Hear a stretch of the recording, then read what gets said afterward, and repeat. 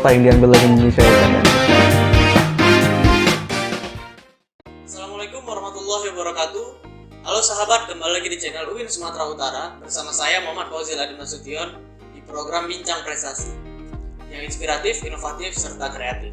Seperti biasa, di Bincang Prestasi kita akan berbicara atau berbincang dengan mahasiswa-mahasiswi serta dosen yang sudah berprestasi, yang juga sudah membawa nama UIN Sumatera Utara ke kancah nasional maupun internasional lewat bidangnya masing-masing. Nah, kali ini kita telah kedatangan salah seorang mahasiswi UIN Sumatera Utara, yaitu Kak Tita. Assalamualaikum Kak Tita. Ya, waalaikumsalam Bang Adin. Perkenalkan, saya Larasa Tirince Prakita Ritonga dari Sistem Informasi Fakultas Sains dan Teknologi Universitas Islam Negeri Sumatera Utara. Nah, Kak Tita ini sekarang sedang berkompetisi di ajang Miss Hijab Nasional, Kak ya. Boleh dijelasin dulu nggak sih Kak, apa itu ajang Miss Hijab Nasional? Jadi ajang Miss Hijab ini adalah pageant, yaitu kompetisi kecantikan, tapi bukan kecantikan aja yang kita lihat. Seperti namanya sendiri, Miss, Manner, Integrity, Smart, Soleha. Jadi di situ kita bukan dari fisik aja, tapi mengembangkan potensi diri, kualitas diri, baik itu kualitas iman, pikiran, dan perilaku. Jadi di sana tuh Kak ada tentang talent, tentang profile, terus advokasi, dan juga pastinya muslimah, sebagai muslimah tanpa meninggalkan jejak muslimah itu tadi. Mungkin sebelum kita masuk ke ajang nasional dulu nih, boleh diceritain nggak sih awalnya gimana bisa sampai sekarang berkompetisi di ajang tingkat nasional? Nah, sebenarnya itu dari passion sih, dari passionnya Tita yang emang orangnya suka mencoba hal-hal baru, suka mengenal orang baru, suka menambah relasi, dan pastinya potensi gitu. Kita emang suka juga passionnya itu berekspresi di kamera gitu kan. Jadi kan pageant ini juga termasuk lah ya ke dunia digital, dan untuk mengangkat muslimah-muslimah yang mau menjadi public figure gitu. Nah, untuk ikut ke ajang nasional ini kita sendiri melewati beberapa babak penyisihan ya, karena Sumut sendiri belum punya regional director, kita langsung dites oleh pihak national director. Jadi langsung sama orang pusat untuk menyeleksi seluruh Indonesia, putri-putri muslimah yang ada di Indonesia ini untuk berkompetisi nanti di grand final pada saat 2-4 Desember. Karena yang lain yang udah punya regional director itu udah selesai, mereka berkompetisi di ajang provinsinya dulu, lalu berkompetisi lah di nasional nanti. Karena di Sumut ini belum ada, jadi kita langsung sama pusat diseleksi melalui Zoom. Jadi ada beberapa tahap. Berarti kita nge-Zoom, pusat yang menyeleksi ini iya, perwakilan iya. dari si Sumatera Utara gitu ya. Okay. Jadi kemarin dari Sumut itu ada sekitar 40 orang. Dari yang lain-lainnya kalau total dari Indonesianya yang nggak ada regional directornya itu sekitar 200 lebih gitu. 200 lebih peserta. 200 lebih peserta yang ikut ke babak-babak itu. Jadi alhamdulillahnya kita berkesempatan untuk mewakili Sumatera Utara sebagai Miss Hijab Sumatera Utara 1 ke ajang nasional. Ajang nasional ya. Nah, kalau Tita sendiri banyak nggak persiapan di dalam Miss Hijab Banyak kompetisi? banget. Apa aja tuh? Persiapan dari personality yang mulai dari mungkin sikap juga emang harus terbentuk sebenarnya harus terbentuk dari awal gitu kan. Ya, itu termasuk terus sosial, advokasi, prestasi yang lainnya yang untuk mendukung gitu. Karena di pageant ini bukan untuk sekedar berlenggak-lenggok untuk jadi figur kecantikan, bukan.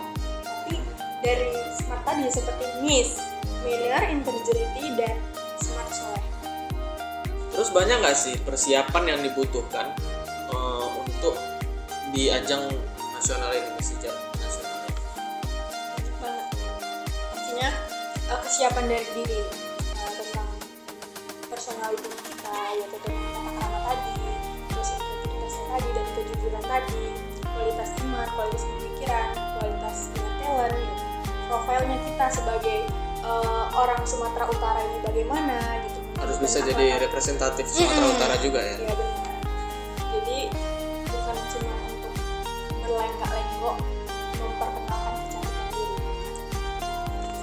Ada aspek-aspek lain. Kita kan tadi kita bilang jadi kayak representatif dari daerah asal gitu. Itu jadi aspek penilaian juga kah atau gimana?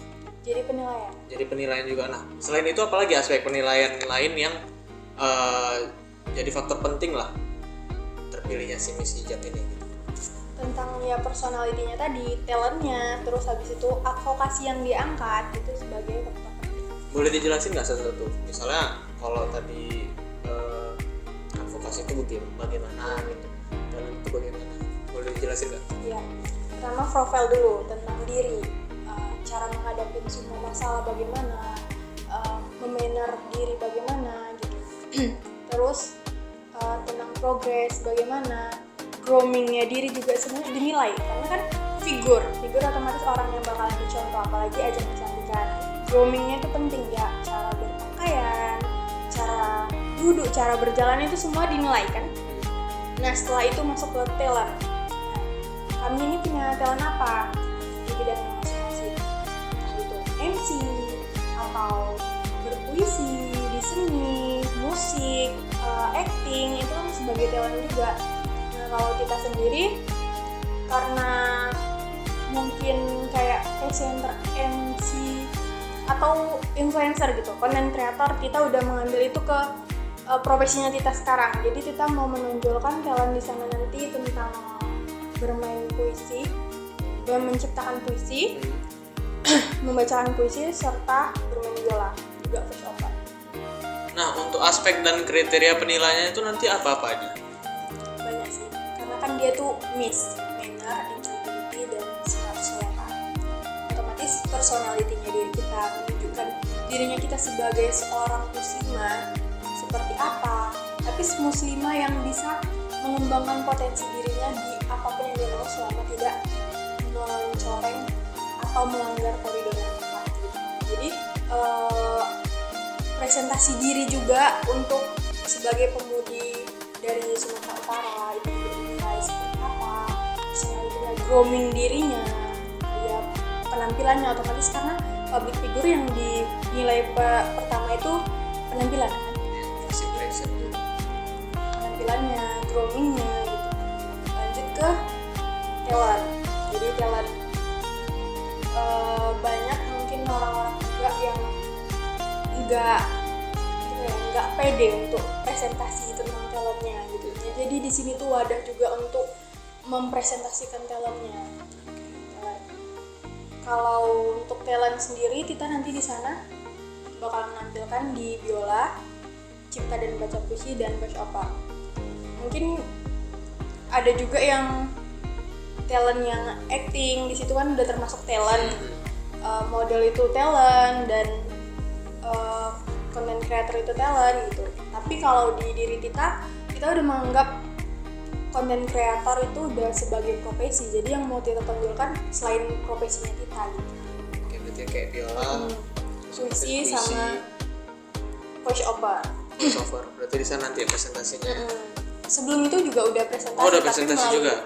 Melalui video, melalui Zoom dan video.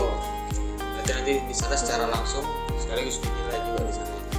Lalu ke advokasi. Advokasi itu gimana? Advokasi itu bisa berupa sosial, pendidikan, dan juga isu-isu yang mau diangkat lagi.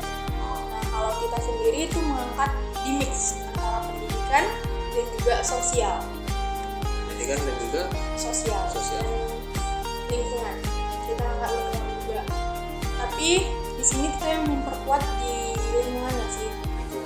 Isu lingkungan ya, Mbak? Iya, isu lingkungan. Karena lingkungan yang sekarang kayak polusi udara, terus jadian kimia udah makin banyak ke lapisan bumi gitu. Jadi ada baiknya buat mengangkat isu lingkungan ini, menerapkan hidup sehat di bumi yang sehat. Itu slogan dari ini Pak Batara Surya yang mendirikan REE. ekoenzim. Jadi itu memang peduli lingkungan yang memanfaatkan limbah rumah tangga sebagai manfaat rumah tangga, atau bisa jadi pupuk, jadi untuk pel gitu, untuk pengharum ruangan supaya nggak bau apek, menghancurkan bakteri-bakteri. Jadi isu yang pengen kita angkat biar advokasi tadi itu ya masalah lingkungan. Iya, masalah lingkungan. Kita akan juga ngambil sedikit di tentang pendidikan dan juga sosial.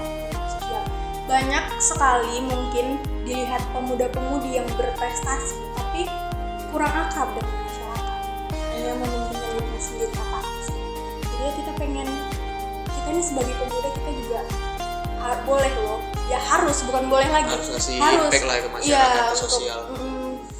Ya berbaur lah setidaknya gitu. Jadi kita ya berbaur dengan masyarakat, dengan mungkin usianya jauh di atas kita, ibu mungkin sebaya ibu kita gitu. Dan terus pendidikan, jadi pendidikan bukan hanya untuk di sekolah, bisa seperti ada di menciptakan, orang-orang kan banyak sekarang menciptakan juga sama literasi. Jadi pendidikan yang bukan hanya di sekolah-sekolah aja gitu. Jadi nanti akan mungkin menyerempet ke sana, tapi kita lebih menonjolkan tentang peduli. Oke, lebih ke lingkungannya. Nah, biasa kan kalau di ajang seperti ini bukan aspek itu aja, maksudnya terkadang ada aspek lain yang jadi penilaian, entah dukungan dari luar atau vote gitu, ada nggak di Miss Hijab ini? Ada dong. Jadi untuk teman-teman semuanya yang nonton video ini, terutama warga UIN Sumatera Utara, kita mohon doa dan dukungannya untuk vote kita di link ada di bio Instagram kita Ritonga _ atau di bio Instagram official Miss Hijab Indonesia. Caranya tinggal diklik, langsung view finalis, pilih kita nomor 28 sebagai Sumatera Utara 1, langsung next sampai selesai. Jadi thanks for all are you pray and support. Oke, nah itu sahabat Winsu, jadi jangan lupa untuk support Kak Tita ya. Tadi udah dikasih tahu juga caranya, mungkin nanti Instagramnya bisa dicantumin di bawah, Instagram Kak Tita dan juga Instagram Miss Hijabnya. Nanti di situ ada link, tinggal diklik terus vote nomor 28. Perwakilan dari Sumatera Utara. Ya udah tinggal ikutin aja stepnya sampai akhir. Oke, kita boleh balik tadi nggak bahas masalah lingkungan itu tadi? Boleh. Itu boleh dijelasin nggak tadi kan? Soalnya kakak bahasnya pengen ngangkat isu lingkungan. Nah, lewat apa ya, pemberdayaan limbah rumah tangga, pengolahan limbah rumah tangga menjadi suatu yang bisa digunakan lagi gitu. Nah itu gimana prosedurnya atau apanya ya? Ya prosedurnya lah bisa dibilang, itu gimana? Boleh jelasin nggak? Tentang itu tadi, ekoenzim. Di sini kita mengangkat ekoenzim. Sebenarnya kita nggak mau terlalu banyak ngomong tentang ekoenzim ini, soalnya memang ada pakarnya. Jadi itu ekoenzim ini pemberdayaan limbah rumah tangga untuk dijadikan bahan selanjutnya yang berfungsi gitu. Kayak sekarang kan banyak sampah-sampah atau limbah-limbah yang non organik itu udah ada daur ulangnya supaya tidak pencemaran lingkungan gitu. Nah, sementara si organiknya ini ditinggalin gitu. Padahal itu yang paling penting sedikit lah yang mengolahnya. Untuk polusi. Nah, untuk polusi itu sedikit lah yang peduli untuk itu gitu. Jadi di ekoenzim ini itulah tujuannya tadi, supaya tidak dibuang limbahnya ini kemana gitu. Limbahnya kayak buah-buahan, terus daun-daunan itu kemana tuh, yang tadinya itu mau dikemanain, karena si anorganik ini udah ada dia di daur ulang, terus si organiknya nggak ada ya, kita olah lah di situ nanti, yang akan dijadikan sebagai pupuk, sebagai pewangi lantai, penghilang bakteri, terus habis itu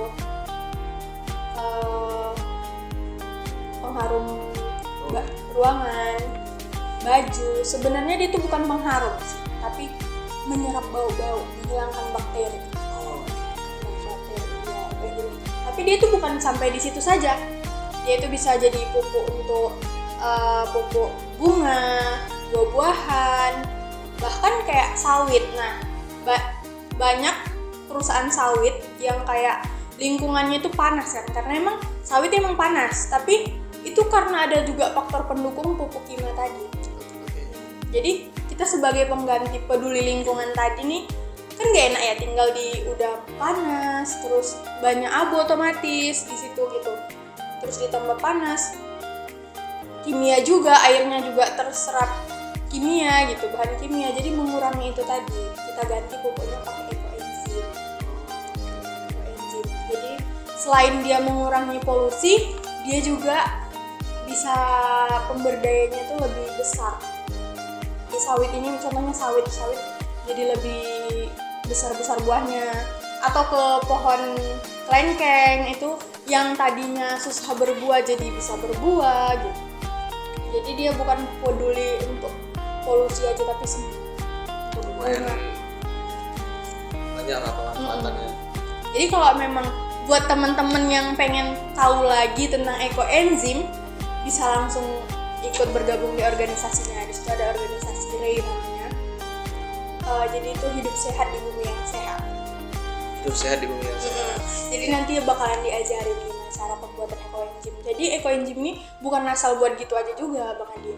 Emang ada harus takarannya. Ada takaran tertentu.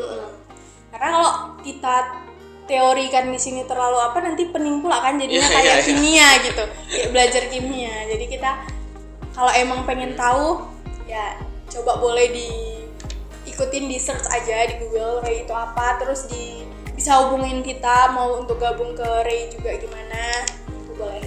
Berarti benar-benar kompleks lah ya untuk menjadi Miss Hijab ini ya. Bukan hanya masalah kecantikan, masalah talent, tapi juga masalah isu sosial yang berkembang harus benar-benar dipahami, dikuasai untuk diangkat untuk apa ya, di bahasanya lebih dikampanyekan lah, misalnya kayak isu lingkungan tadi dikampanyekan untuk orang biar sadar masalah lingkungan itu seperti apa gitu. Limbah rumah tangga itu ternyata ada dampak bahaya juga gitu. Nah, mungkin teman-teman juga yang nonton bisa tahu nih, ternyata dengan apa yang Tita ceritakan ternyata menjadi Miss Hijab bukan masalah kecantikan itu aja tadi. Boleh nggak Tita kasih tips atau saran atau apa ya, persiapan lah, mana tahu nih teman-teman di rumah atau yang lagi nonton sedang pengen ngikutin kontes kayak gini juga. Apa gitu persiapan apa? Apakah bahasa ada juga? Bahasa Inggris ya, menjadi kualifikasi juga nggak? Boleh disampaikan. Cuman nggak jadi poin utama yang harus aktif gitu. Pasif juga boleh. Boleh disampaikan apa sih persiapan yang harus benar-benar harus diperhatikan dalam mengikuti ajang ini gitu? Persiapan yang harus paling matang itu ya personality, tetap jadi diri sendiri dan tanpa meninggalkan manner, integrity, smart, soleha. Jadi udah kompleks di miss itu tadi. Tinggal itu aja lah ya. Iya, poin utamanya itu, tapi penjabarannya luas. Yang pasti personality-nya dulu. Nah, sampai sekarang kita kan tadi udah ikut lah seleksi regional ya. Udah ikut seleksi regional, sekarang lagi tahap nasional. Apa impact yang udah kita rasain untuk diri kita? Kalau untuk diri kita sendiri, selama kita mengikuti pigeon atau organisasi dan ajang-ajang seperti ini, banyak impactnya ke relasi pekerjaan, relasi pertemanan. Ya impactnya ujung-ujungnya ke pekerjaan juga kan, ke pekerjaan. Terus potensi yang makin ditingkatkan, terus makin tahu passionnya diri di mana. Oh ternyata aku punya skill ini loh gitu. Oh ternyata aku punya ini loh gini. Ternyata aku bisa di sini loh. Banyak potensi yang bisa kita kembangkan semenjak ikut di sini gitu. Banyak yang bahkan kayak diri kita sendiri itu nggak tahu ternyata kita punya ini di dalam diri kita sendiri. Banyak potensi baru yang tergali lah ya selama ikut kompetisi ini. Biasanya apa sih output dari seorang Miss Hijab atau Miss yang lain? Output nyatanya itu apa gitu dalam dunia profesional? Dia menjadi inspirasi sih. Menginspirasi lah ya. Menginspirasi. Terus pastinya ke sosial juga. Advokasi, kembali ke advokasi tadi. Dan juga relasi pekerjaan juga pasti kan orang udah terpercaya gitu ya, insya Allah. Itulah yang paling konkret buktinya, itulah mungkin Iya. relasi pekerjaan ya. Iya. Kayak sekarang zaman digital pasti banyak untuk BA apa segala macam Iya. untuk BA apa BA sih bahasanya? BA. BA ya. BA ya, sahabat Winsu. Dari Tita sendiri juga udah banyak gitu. Oh, kita sekarang udah ada jadi BA apa gitu? Udah, kita tapi udah putus kontrak. Kita pernah jadi BA di suatu villa di Kota Padang, terus habis itu di perusahaan skincare, terus sekarang kita jadi digital talent di sebuah perusahaan skincare juga. Tuh lihat sahabat, jadi lewat kompetisi ini membuka potensi diri, selain potensi diri juga membuka pintu rezeki. Iya benar, relasi pertemanan itu banyak teman banyak rezeki. Selain itu bukan cuma sekadar berhenti di kayak satu kontrak itu aja, tapi kita juga bekerja sama perusahaan-perusahaan yang emang random masuk gitu buat promosikan usaha mereka gitu. Endorse lah ya. Iya, influencer. Jadi emang ya lebih ke influencer ya. Oke. Terus misalnya nih, amin lah kalau kita bilang kita menang di nasional. Target selanjutnya apa? banyak ya. Banyak. Apa tuh? Banyak. Salah satunya ya ingin menginspirasi sih, kayak kita juga gimana ya, banyak orang bilang apa bisa sih sambil kuliah sambil kerja, apa bisa sih sambil kuliah sambil berbisnis gitu. Kita ingin menjadi seorang influencer sekaligus muslimah trainer gitu. Jadi banyak juga yang dari sana sini ngomong apa bisa rupanya berhijab begini, apa bisa rupanya berhijab begini. Kita bisa jadi influencer, kita bisa endorse yang kayak mungkin ada di perusahaan sampo yang dianggap sama teman-teman yang harus buka hijab. Kita juga endorse yang sampo, kita tetap pakai hijab kita gitu. Terus kita juga kuliah, tapi kita juga bekerja sebagai seorang digital talent, bisa gitu. Jadi intinya juga buat pemuda-pemuda yang malah ada juga ya, ini di lingkungan kita banyak banget sebenarnya ini mengambil dari lingkungan juga, pengalaman teman kita yang meninggalkan pendidikan demi uang, demi pekerjaan. Kalau bisa dua-duanya kenapa harus satu gitu kalau kita ya. Tapi yang paling utama memang pendidikan. Kalau bisa dua-duanya kenapa harus satu gitu. Banyak yang meninggalkan pendidikan karena uang, karena pekerjaan gitu. Udahlah, nggak ada, atau alasannya tidak mempunyai biaya. Padahal biaya itu kalau pendidikan emang benar-benar kita tekunin, biaya itu bisa datang dari mana aja gitu, rezeki dari mana aja. Pasti pendidikan yang paling penting.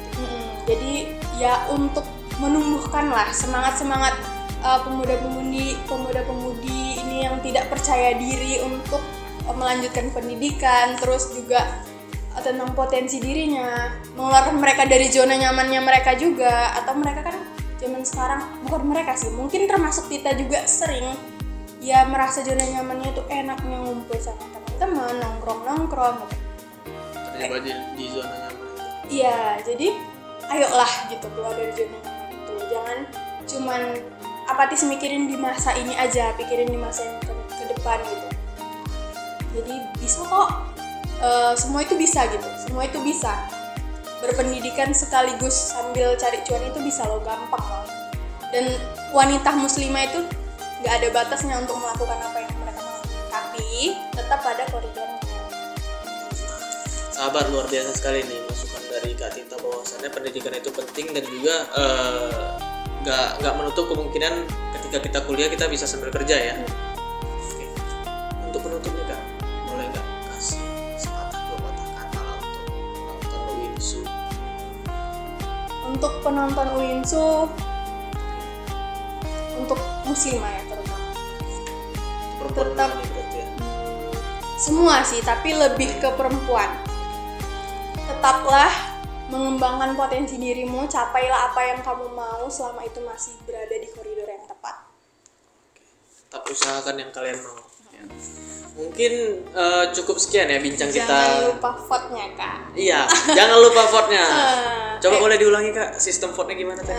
Untuk sistem vote-nya buat teman-teman makasih banget karena ini vote-nya kita langsung aja ya, vote-nya berbayar. Tita nggak mau memberatkan, jadi emang dari keikhlasan hati teman-teman yang mau mendukung Tita menjadi presentasinya Sumatera Utara ke nasional dan menjadi Miss Hijab Indonesia untuk menyeluruh. Jadi Tita ingin jadi inspirasi seluruh Indonesia. Dengan keikhlasan hatinya Tita minta bantu vote-nya dan doanya. Kalau mau vote langsung aja search Instagram Tita Ritonga _ di bio Tita udah cantumin link, langsung klik link view finalis, lalu pilih ke bawah itu di nomor 28 Larasati Rinci Pratita Ritonga Sumatera Utara 1, diklik jumlah vote-nya mau berapapun Tita terima. 1 vote sangat membantu. Lalu langsung next sampai tahap selesai. Berarti vote-nya berbayar berapa kalau boleh tahu? 1 vote 10.000. 10.000 bisa itu untuk mahasiswa Winsu. Dan juga ada vote like-nya juga Kak, cuman belum dinaikin fire-nya. Mungkin nanti. Oh berarti likes juga berpengaruh ya? Iya berpengaruh, dia itu di oke. baju adat, jadi itu memang menaikkan regional kita juga. Oke. Nanti kita ada foto baju Kalian adat. kalau nggak bisa memang untuk nge-vote yang dari link itu tadi, mungkin bisa vote untuk like ya? Ya dari sekarang di follow aja Di-follow aja Instagramnya official Miss Hijab Indonesia. Langsung ditungguin ya, fotonya Tita aja yang di like. Ya, yang lain jangan. Oke, pokoknya itu tadi, nanti tinggal follow aja Instagramnya, nanti kita cantumin di bawah Instagram Kak Tita dan juga Instagram official Miss Hijabnya. Tinggal klik link, ikutin aja langkah-langkahnya. Pokoknya yang paling penting jangan lupa nomor 28 Sumatera Utara 1 Larasati Rince Pratita Ritonga. Oke, mungkin sekian Kak ya. Baiklah sahabat, sekian perbincangan kita hari ini dengan Kak Tita. Semoga banyak inspirasi yang dapat kalian serap dari cerita-cerita Kak Tita tadi. Nah, jangan lupa tetap saksikan channel Winsu dan juga program Bincang Prestasi agar kita mendapatkan inspirasi-inspirasi yang lebih banyak lagi. Izinkan saya Muhammad Fauzi Ladin Nasution undur diri. Assalamualaikum warahmatullahi wabarakatuh.